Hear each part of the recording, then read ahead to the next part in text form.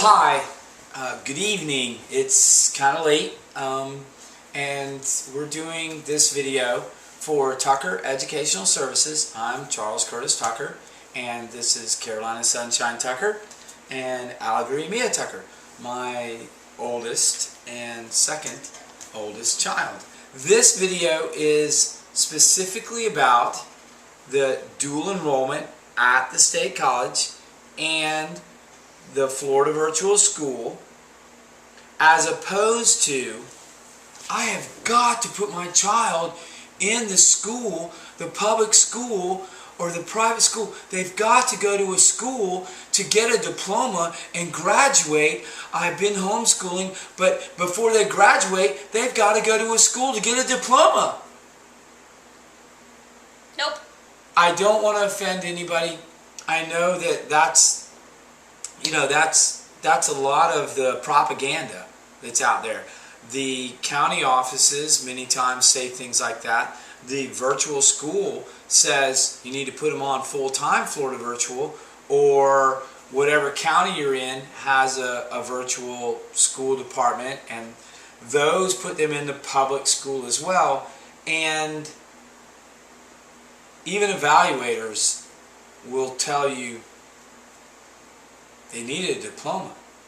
First of all, a diploma is not required. No high school graduate is required to have a diploma to go to a university or a college or a technical school or anything.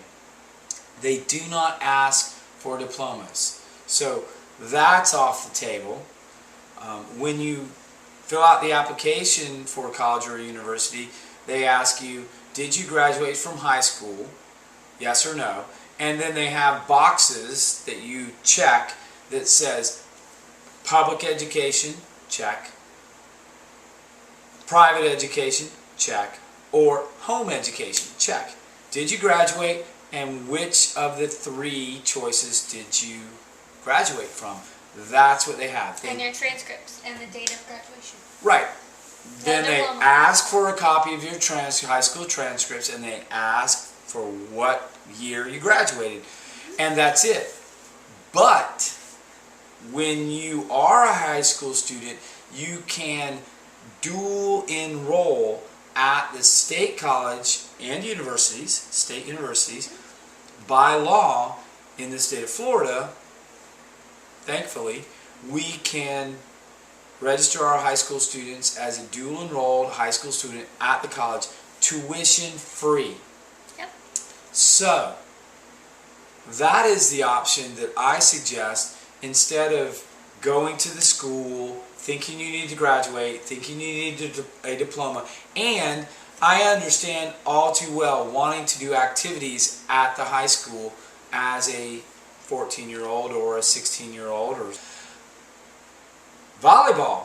Go there, take the little piece of paper that says you're a homeschool student and you're eligible and healthy to try out for the volleyball team, or the orchestra, or the marching band, or the performing band, or the pep band, or the soccer team, or the football team, or the dance team, or the cheerleading, the debate club, the Young Democrats, or the Young Republicans, whatever you want to do. You can go there and do it. By law, once again, home education students can go to the public schools and do any of those activities without going there for reading, writing, and arithmetic. That's right. So, what we're talking about, and what I've explained to parents, and it gets, especially when a parent is on the phone with me, typing on the computer, looking up stuff at the same time, and I'm trying to tell people, look at, call up the state college. It doesn't matter if they're 16 years old. If they're only 14 years old, still call the state college, say I'm a homeschool mother or father, and I have homeschool students, and they are doing high school level work. I want to sign up for the PERT, P-E-R-T.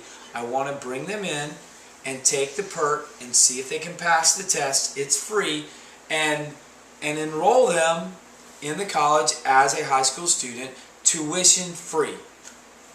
And so that's what we're talking about. That's what we recommend doing if you want them to go to a brick and mortar school with a bunch of students. Number one, at the state college and university, it's serious. They have serious security. I'm very surprised at the security at the college. They carry guns and wear bulletproof vests. People, the students there are not required to go there, so they can be kicked out really fast, and if they cause problems, or for any reason. And so you don't have the problems that you have at the high schools, public or private. And the students that go there, most of them are paying tuition. Unlike the high school students, they are paying tuition, so they don't cause problems. They're very serious. They get their work done, they study, they do what they do. And you have to maintain a certain GPA to stay there, so. If you're a high school level student and they're from the public school, that's what Sonny is saying. No, we do too. The homeschool students do as well. The high school students have to maintain a certain GPA. It's a B average, 3.5. right?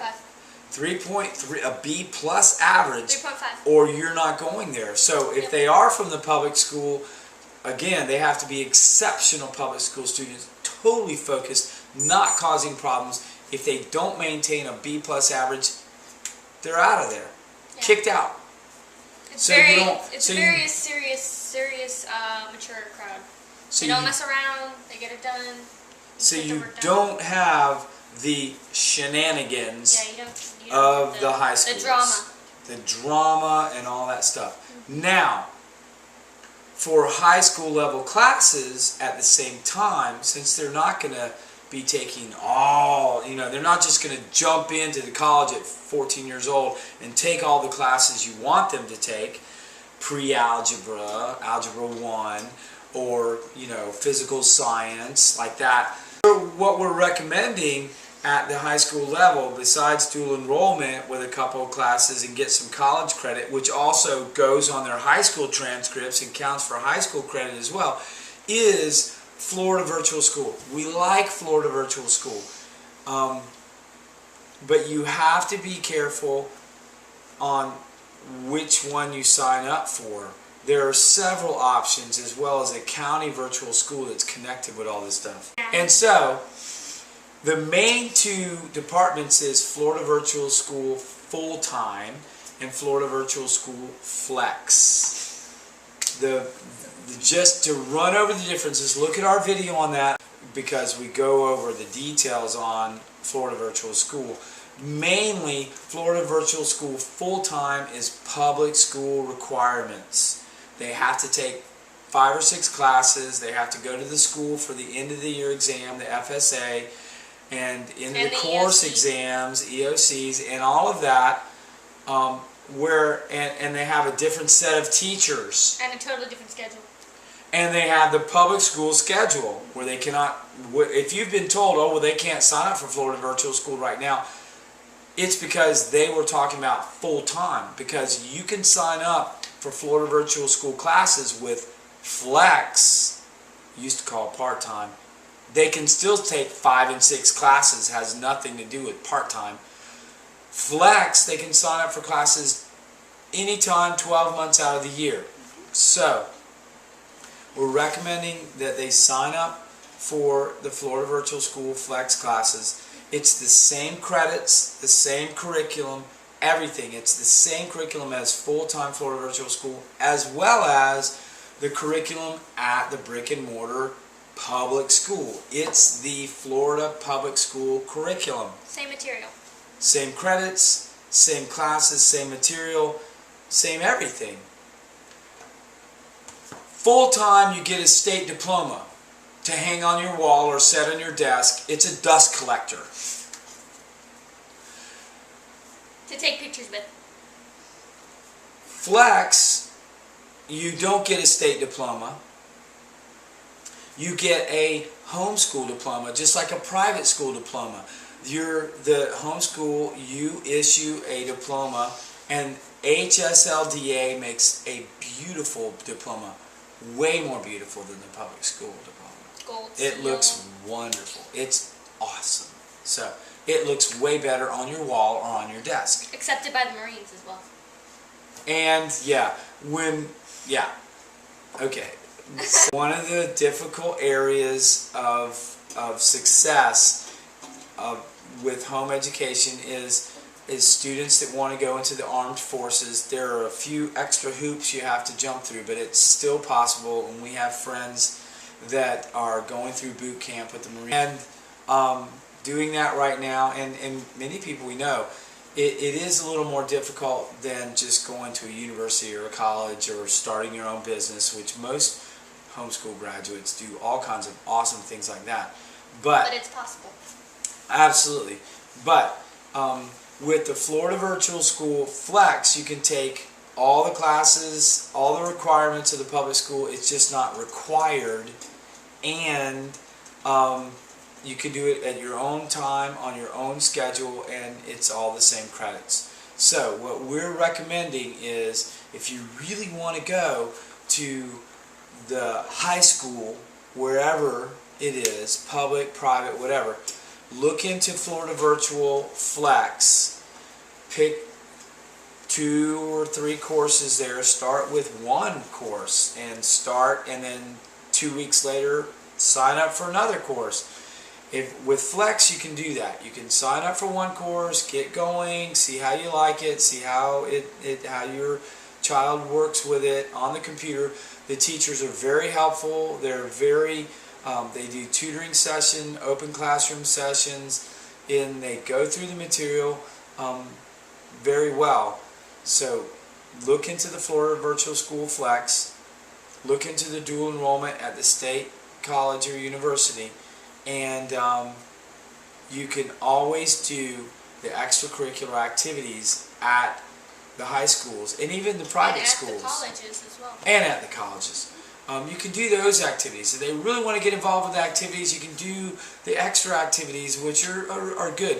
One of the differences in the extra activities, one of the advantages of doing orchestra or soccer or the cheerleading squad or whatever you want to do at the schools, private or public, is that the troublemakers kicked out of there really quickly.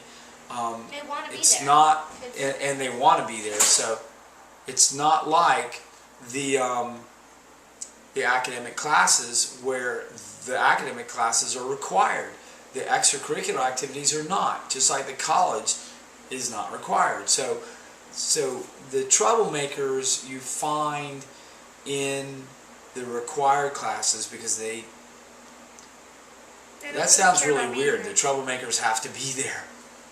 The troublemakers have to be there. The classes are required, so everybody has to take the required classes. So there's going to be kids in those classes who don't want to be there, don't want to do the work, just don't want to be there, and so they're going to do everything they can to either get themselves kicked out, which is have fun. What happens, or make it fun for themselves.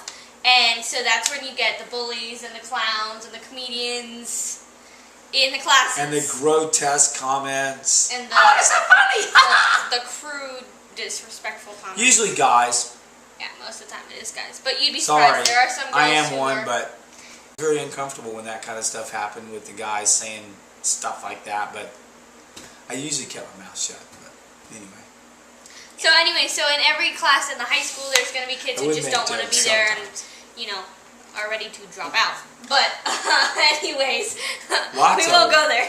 But and the universities and colleges. So they have to be there, and there's nothing they can do about it. So they'll just make it miserable for your kid.